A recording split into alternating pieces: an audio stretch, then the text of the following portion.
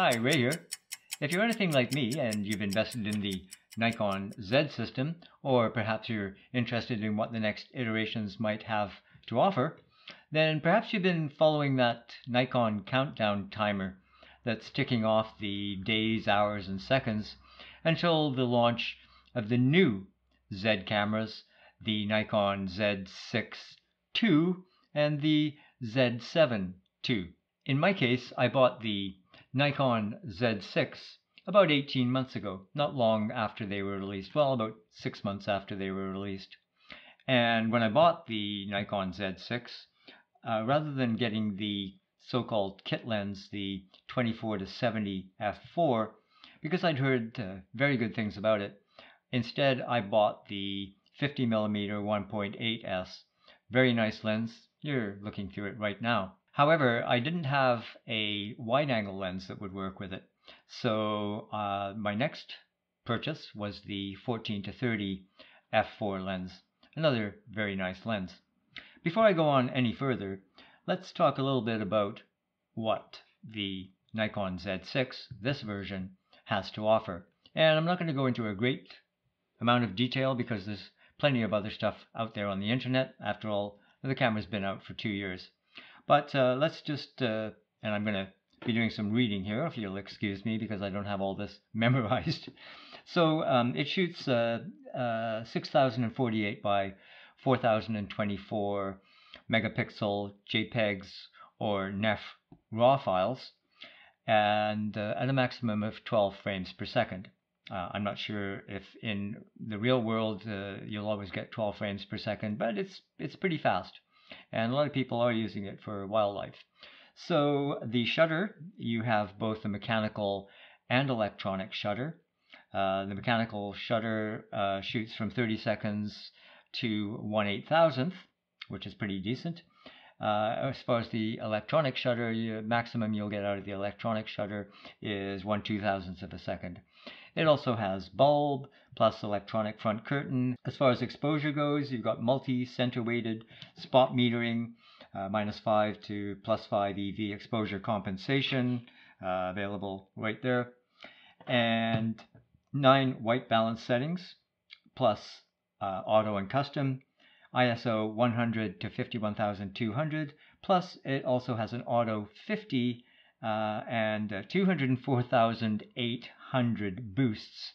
You could use that in a pinch, I suppose. As far as focus goes, you've got 273 point phase detect and contrast detect points, -2 EV to EV19 sensitivity, single point zone, flexible spot, multi-area, face eye detect, tracking, manual focus override, and the lovely little joystick here, which is yeah, I use that all the time. That's how I move my tracking around 90% of the time. The rear display is a 3.2-inch 2.1 million dot tilting screen. Now, some people would like that to be fully articulating. I'm quite happy with it. The viewfinder is a 3.69 million dot OLED EVF, 8 times magnification, -4 to +2 diopter, 21mm eye point, 60 Hz. The control panel on the top, which I can't say that I use that often, but it has limited information that you can see right there. The flash, you have your hot shoe, 1/200th of a second flash sync, red eye reduction, slow sync, and rear sync. The Wi-Fi is 802.11 AC, Bluetooth 4.2. The body is weather sealed. It's not waterproof, so you don't want to go giving it a bath. But in my experience, in heavy rain, it's survived quite well. USB 3C connector, and also if you have the Atmos external recorder, it's got on and off that will work with that. The card slot, just one card slot. We'll talk about that a little bit later, but one XQD card. The battery is the EL15. You're supposed to be able to get 310 shots out of that. In my experience, you get a lot more. And the weight comes in at somewhere around 24 ounces. When it comes to video, We've got 4K, which we can record at 30 frames per second, 25 frames per second, or 24 frames per second. That's 144 megabits a second, which is not the best out there, but I found in color grading it works not too badly, particularly for YouTube. We've got 1080p, which we can record at 120, 100, 60, 50, 25, or 24 frames per second. 720 at 120, MPEG-4 with stereo audio. Of course, we can get a clean output, 10-bit 422 format for both HD and 4K. And we have the new N-Log, which was added. And of course, we can get external 10-bit or 12-bit ProRes RAW if we record to something like the Ninja 5. So what do I love about the Nikon Z6? Let me count the ways. Number one, I would have to mention the ergonomics. They're Nikon ergonomics, and it is just so nice in the hand. Much more stable than many other cameras that I've used. It's like coming home when I bought this camera. It might seem obvious to say, but it's a full frame camera, and I much prefer full frame cameras than, say, APS-C cameras. So for you people that are bananas for bokeh, you get better separation per f-stop. One of my favorite things about the Z system is the I menu, which is available here or there. And though it's not the first similar system to this that I've used on a camera, my Fujifilm X Pro 2 has a similar, which they call the Q system. This is wonderful because you can quickly access your main controls here, your focus, however you want that, your white balance, your frame rate for video. And here's actually what I'm going to mention right now. One of the really great things about the Z system is that right here we can switch between our movie mode and stills. And again, if we go into our I menu, we have access to things like our image quality. You can choose what image quality you want, your picture control, and so on and so forth. So yeah, that's separated between your still and your video. The low noise capabilities of this camera are amazing. I can shoot 6400 ISO and still get very nice both video and stills.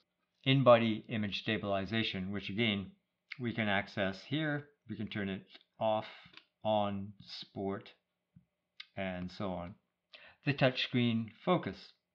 So we can turn autofocus on or off there. And I did a little video a while back, I think it was last fall or early spring, illustrating how I use the touchscreen to pull focus for video, and it works exceptionally well. I'll link that video right up here. I'll mention once again the joystick. I love the joystick. I just love the joystick. I get a lot of joy out of the joystick. I'm sorry. So, those are some of my favorite things about the Nikon Z6. Do I have any big criticisms of the Nikon Z6? Now, there has been a lot of noise on the internet about follow focus and tracking with the Nikon Z cameras in general. And I can say that I have had a couple of experiences in really low light where it's backlit that the camera has hunted a little bit. But really, if I compare it to other cameras that I've used, I can't say for sure that it's any worse. But let's see what Nikon might offer in the new iteration as far as that goes. The single card slot. Is that an issue for me? Personally, no. But I know that a lot of wedding photographers, let's say, really they said that was a deal breaker for them. And okay, it depends on your case use, I guess. But for me, as I said, it's not been a big issue. Again, let's see what the next iteration brings. I think that Nikon might have heard the furor, and, well, I'm not going to speculate. I know a lot of people on the interwebs like to speculate. we'll have to wait and see what comes with the new iterations. Some people have criticized the slow lens rollout. No, I'm not buying that one. I think Nikon's done an incredible job, particularly under the circumstances of COVID-19, in rolling out, 16 lenses and 2 teleconverters. And of course, we've also got the FTZ adapter, which enables us to use all of our existing f-mount lenses, if you have f-mount lenses. I certainly do, and it works flawlessly with all my f-mount lenses. So for my use case, the Nikon Z6 is the best digital camera that I've ever used. I still have a Nikon D800 and of course some f-mount lenses. Am I getting ready to sell those? Well, a lot will depend on what we see over the next, it's not long to go now. A lot will depend on what I see from the new rollout, and that will dictate whether I finally go all in on the Z system. Hi, well, here we are. I've cleared the decks and I'm waiting the countdown for the big reveal. I'm not quite sure what to expect, so I guess we'll just play it by ear. There's a couple of things that I forgot to mention, if I can remember them, but first and foremost that I own not just one but 2 Nikon Z cameras. The one that's filming this and this one here that I've been using to display its features and so on. So I'm not sure that I'll be replacing either this Z6 or one of the 2 Z6s, unless there were some really outstanding features that I just couldn't pass up, and then of course I might sell one of these and get a new Z6. But more to the point, if I'm tempted to replace my D800, it will be by the Z7II, again depending on what kind of features it's offering up. One more thing, the menu system. Now I know menu systems are highly personalized taste, but for me the Nikon menu system, it's just really intuitive. I'm not going to dump on any other cameras, but I've owned other cameras where really the menu system was just, to me, it was like a labyrinth. While the Nikon menu system, to me at least, is, as I said, just really easy to figure out. Everything's there. There's a lot of it, and there's a learning curve, but once you get it, well, spend a little bit of time with the manual, okay? Spend a little time with the manual, and if I can figure it out, anybody can figure it out, believe me. So yeah, menu system, big thumbs up from me. Is it time yet? Oh, getting close. 56. Wonder what's going to happen here. The anticipation is killing me. I'm quite excited. 10, 9, 8, 7, 6, 5, 4, 3, 2, 1. Blast off. Okay, what are we getting here? The next chapter. Z7II and Z6II, of course.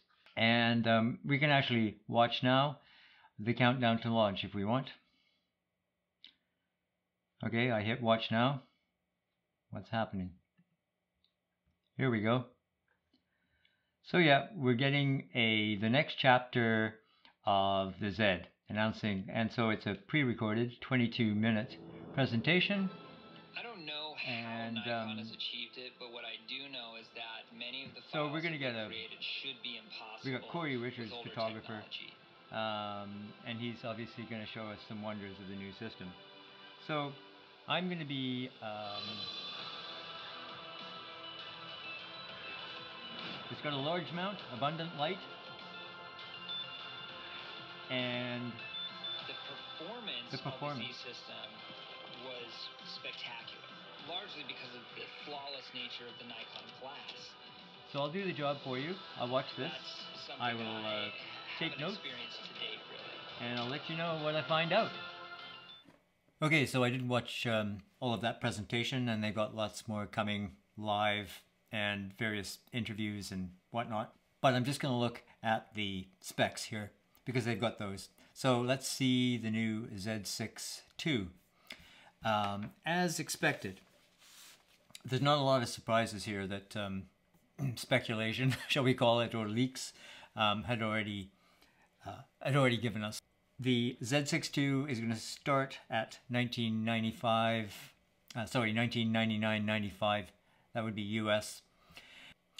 As expected, we get dual card slots, and that's CF Express, XQD, and standard SD card. Presumably that would be Type 2. We get high-speed shooting, 14 frames a second, so a little bit of a upgrade there.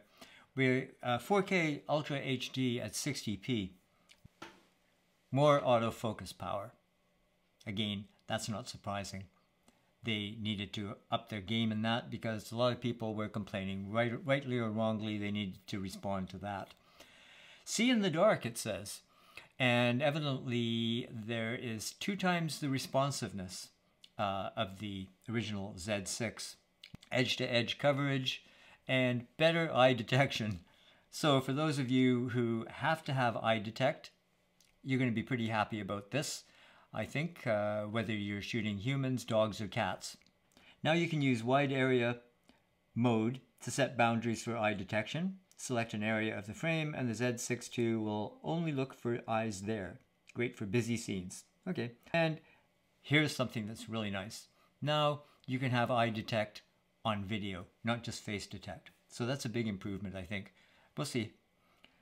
So yeah, there's the Z6. I think that's most of it. I'm not going to go through all the technical specs. Let's move on to the Z7II. It's an absolute immersive masterpiece. That's what they say. You're going to get a 45.7 megapixel sensor with no low-pass filter. 2 card slots, same thing, CF Express, XQD, Type B, plus SD. Again, I'm presuming it's Type 2. Oh, and both cameras are going to have a grip. A lot of people have been asking for that. So you got your grip. Focus shift shooting, multiple exposure, 900-second exposure, 10 frames per second RAW with 3.3 times buffer capacity. And you can do your 4K time lapse. Nothing new there. 4K Ultra HD at 60p. Again, that's a nice change. The other thing that's important is they're claiming more clarity and less blackout. So they say experience the best view through the Z7II's advanced viewfinder with minimal blackout between shots during high-speed shooting. A lot of people have complained about that, those people who are shooting like birds in flight and whatever. Hard to track, so they've made the improvement there. They've been listening. They're of course talking about more release of Z lenses, and we've seen the calendar or whatever you want to call it for that. So I'm going to wrap this up here. There's just a real quick look through of the new models after all that anticipation. Not a lot of changes, but some very important ones, I think. So if you found this video useful, please give it a thumbs up. And if you haven't already, please subscribe to my channel and hit that notification bell to be apprised of upcoming videos. Until then, take care, and I'll see you later.